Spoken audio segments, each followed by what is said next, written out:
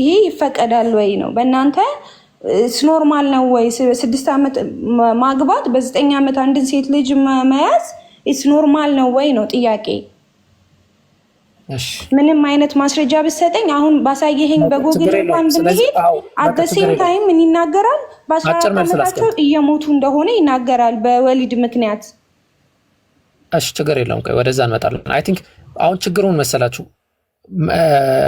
ሳይንቲፊክ የሆነ ኤቪደንስም ይዛቸው አመጡ መጽሐፍ የሆነ መረጃም ይዛቸው አመጡ እኛ ስናመጣ ደግሞ እኔ ያው ሳይንቲፊክ ኤቪደንስ አምጥቼ ነው ያቀረብኩት ሶንቶና እንደ እስልምና አስተምሮ ቆይ እንዳታቋርጭኝ እንደ እስልምና አስተምሮ አንዲት ሴት 100 አመቷ ነው 200 አመቷ ነው 5 አመቷ ነው 6 አመቷ ነው 7 አመቷ ነው የሚታየው ሴቷ ለአቅመ ጋብቻ ደርሳለች ወይስ አልደረሰችም የሚለው ቶፒክ ብቻ ነው ይሄ ደግሞ ሳይንስ የሚደግፈው የምትከታዩ መጽሐፍ የሚደግፈው አጠቃላይ በዛ ደረጃ ነው ሶ ሌላ ጥያቄ ካለሽ ጠይቂ ካሌለ ይበቃል ወይ ሰላም ይጨምረው ካለ ይጨምር ያለ በዚያ ዝም ብሎ ይጨምረው ነገር አለ አይ ዶንት ኖ አሁን እኮ አንተም እየረበሽ ያለው ሌላ something ኖርማል ያለው ነገር ስላለ ነው ይመስለኛል እኔም ጥያቄ በክፉ አልጠየኩም ይቅርታ በክፉ ከጠየቁ ችግር የለውም አንዴ ትልቁ ላይ ታረጉኛላችሁ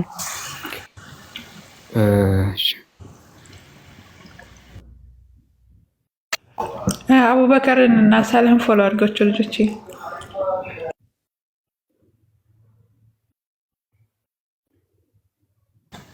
አሁን እኮ to be honest ሁላችንም አሁን ሳይንስ ደግፋል ብሎ አይሲቲና ሳይንስ ተጣላችሁ እኔ በሆንስ ብሎ ማሰብ ሳይንሱን ብታወጣ ደስ ይለኛል ሎጂካሊ ቀላል ነው ብዬ አስባለሁ ማን ነው ልጁን በዛ እድሜ ለጋብቻ የሚሰጣው እንደዛ እስቲ ድሮም አሁንም አንድ ቀን ሳይንስ ይደግፈዋል ብሏል 9 አመት ልጅ እስቲ የትኛው ሳይንስ ነው ያወጣና ያሳይ የ9 ዲያቆን እርሶ ስለ ሳይንስ አያውቁም ሚውት ማድረግ ይችላሉ አይ እኔ እኮ ማለት እኔ ከቅርብ ሆና ነው የምጠይቀው ተንኮል ምናምን አንዴ እኩል አታወራ ቆይ ሰው እውነቱን እንዲያውቅ ነው አይ ሳይሆን ያወጣና ያሳይ ሳይንሱ የ9 አመት ልጅ ይደግፋል ብሏል ያየች ሴት ቆይ አንቺ አንዴ በእናትሽ ለምንድነው ለአቅመ ሔዋን ደርሳለች የሚል ነገር ነው ያሳየኝ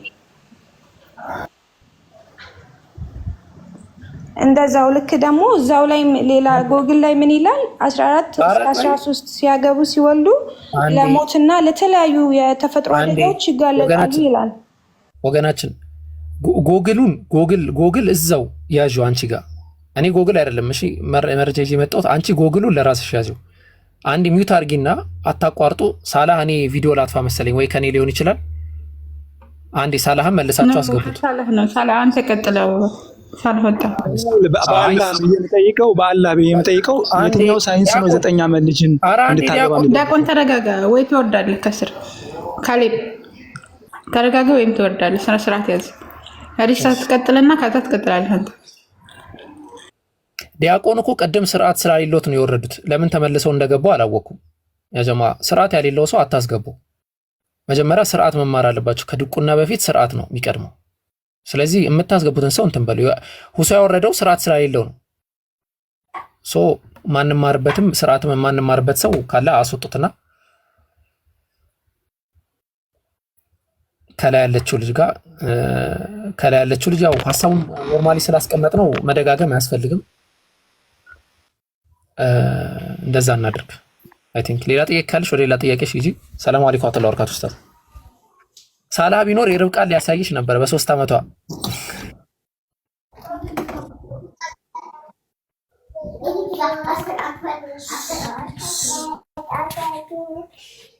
አስገቡት ሳላ መጥቷል ያጀማ እኔ ቪዲዮ ላጥፋ ሳላን አስገቡት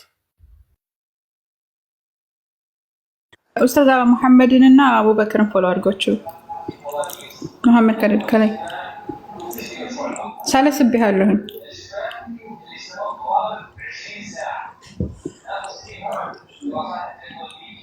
እስኪ ድጋሚ አበባለክ ምናልባት ኔትወርክ ይሆናል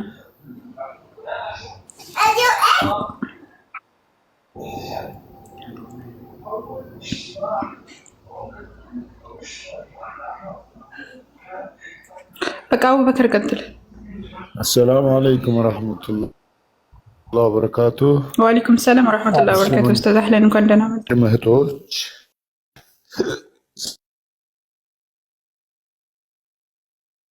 ሰላም ናችሁ?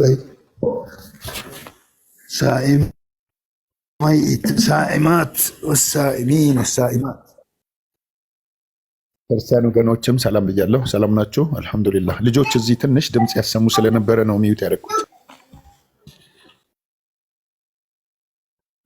እሺ ኡስታዝ ኢንሻአላህ በቃ እሷ የሆነ ነገር እየፈለገች ነው መሰለኝ። በደንብ አሰባስቢ።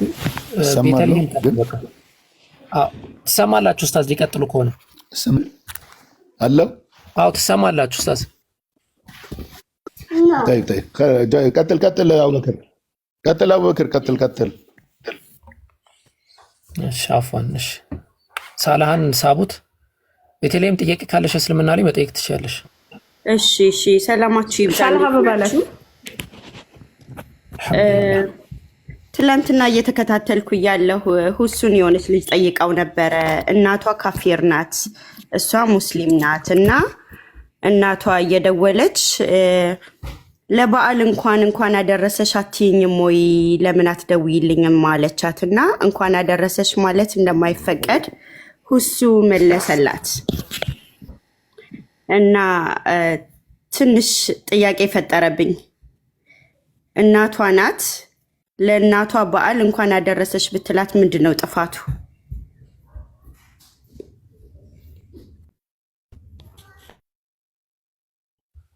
እሺ ጥሩ ጥያቄ ነው። እናቷ ናት።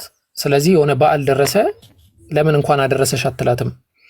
እሺ እስቲ በዓላቶቹን ሚኒማይዝ አድርገን እንመልከታቸው። ለምሳሌ አንደኛው በዓል አምላክ ተወልዷል የሚታሰብበት በዓል ነው። ሶ በዛ በዓል ላይ ልጅ ትደውልና እንኳን አደረሰሽ ለምን?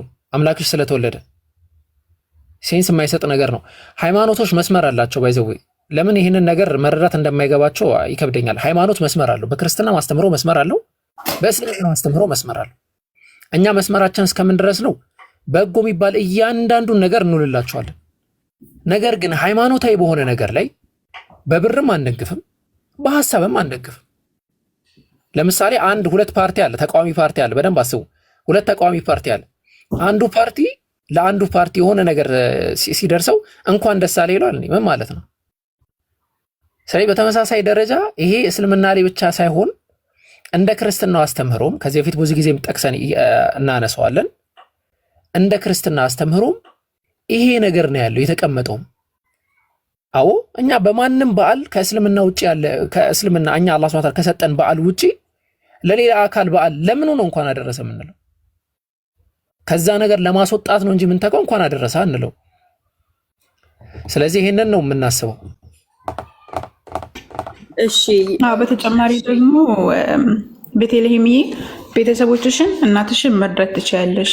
ማብላት፣ ማጠጣት፣ በማንኛውም ሰዓት ደግሞ እሷን መርዳት ትችያለሽ። አላህ Subhanahu Wa Ta'ala በምድር ላይ ስትኖሩ አብራችሁት በሰላም ተኗኗሯቸው ብሏን። እስከመቼ ድረስ? በሽርክ ነገር እስካላዘዟችሁ ድረስ፣ አላህን በማመጽ እስካላገዟችሁ ድረስ።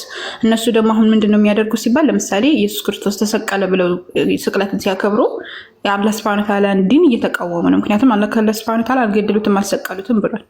እነሱ ደግሞ ተሰቀለ ብለው እየተቃወሙ ስለሆነ አላህን የሚቃወም ነገር ደግሞ እኛ እናደርግም። ለዛ ነገር እንኳን አደረሳችሁ፣ አላህን ለተቃወማችሁት ነገር እንኳን አደረሳችሁ ብለን እኛ እንትን አንልም። ገብቶሻል? እንጂ በሌላ ነገር አብሮ መኗኗር ይቻላል። አብሮ መብላት፣ አብሮ መጠጣት፣ ስልኳን መደወል፣ እሷን መጠየቅ እንደውም ግዴታ ነው። ገብቶሻል? እሷ ተቸግራ አንቺ እምቢ ማለት አትችይም። ግዴታ መጠየቅ አለብሽ። ቤተሰቦችሽን ግዴታ ማገዝ አለብሽ። እስልምና ይሄን ያዛል።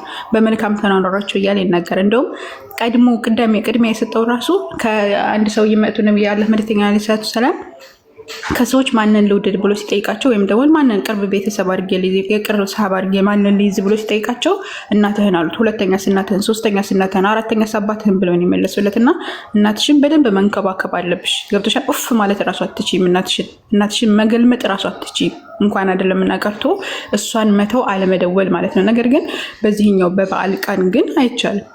ምክንያቱም ተቃውሞ ስለሆነ ማለት ነው። ገብቶሻል? እንጂ የመጥፎ አይደለም እና ይሄ ነው ጨምርላት።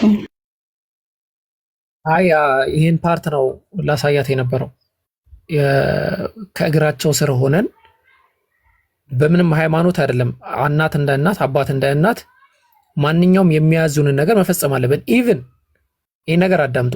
ኢቭን አንድ ሰው ሱና ሰላትን እየሰገደ ሱና የሆነ ነገር እያደረገ እናቱ ብትጠራውና ወይ አባቱ ቢጠራውና አባትና እናቴ ጠርተውኝ ጸጥ ካልኩኝ ይደብራቸዋል ብሎ የሚያስብ ከሆነ እንደ እስልምናው ማለት ነው ያን አቋርጦ እነሱ ጋር መሄድ ይችላል። ከአምላክ ጋር ያለው ግንኙነት ያን ያክል ማለት ነው። ነገር ግን ሃይማኖታዊ ነገር ላይ መስመር ስላለ ነው። ይሄ ደግሞ አጠቃላይ የሌላውም ሃይማኖት ነው፣ የኛ ሃይማኖት ብቻም አይደለም።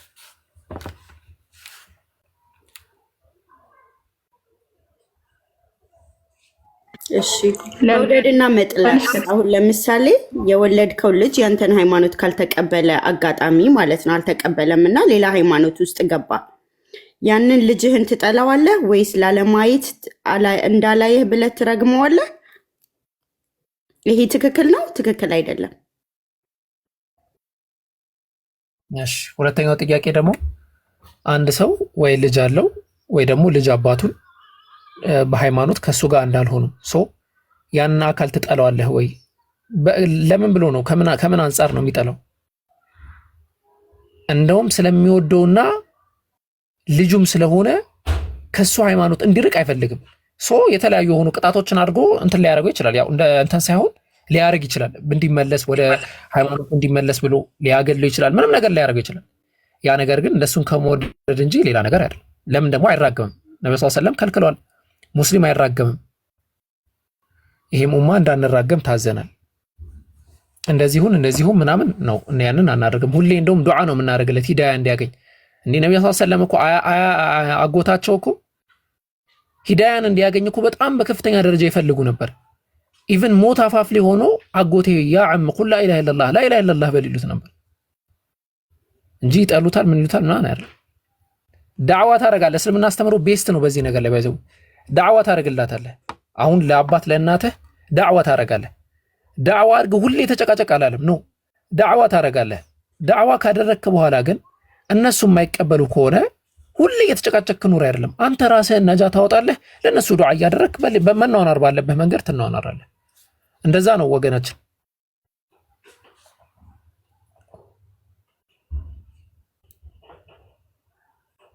እሺ አንዴ መጨረሻ ደግሞ ቁርአን ላይ 4 ማግባት ተፈቅዷል፣ ግን ነብዩ መሐመድ ለምን ከዛ በላይ ያገቡ? ባጭሩ ብቻ አብራራልኝ። እሺ ቴንክ ዩ። ነብያችን መሐመድ ሰለላሁ ዐለይሂ ወሰለም ሱረቱል አሕዛብ ላይ ለሙእሚኖች 4 ሚስትን ይዘው ከዛ ውጪ ያለውን እንዲለቁ የሚለው ትዕዛዝ ሲወርድ በጊዜው ነብዩ ሰለላሁ ዐለይሂ ወሰለም 9 ሚስቶች ነበሯቸው። ዑለማዎች ሲያስቀምጡ ነብያችን መሐመድ ሰለላሁ ዐለይሂ ወሰለም በቁጥር ነው ተኽሲስ የተደረጉት ወይ ደግሞ በተቆጣሪዎች ነው የሚል ነገር አለ። ሐሳቡን በደንብ ላብራራልሽ። እነዚህ 9 ሚስቶች ነብያችን መሐመድ ሰለላሁ ዐለይሂ ወሰለም ከፈቷቸው ከነብያችን ከተፋቱ በኋላ ከማንም አካል መጋባት አይችሉም። በመጀመሪያ ደረጃ ይሄ ችግር ነው። ለምን? አላህ Subhanahu Wa Ta'ala በዚህ ቁርአን ላይ የነብያትን ሚስቶች ማግባትን ከልክሏል።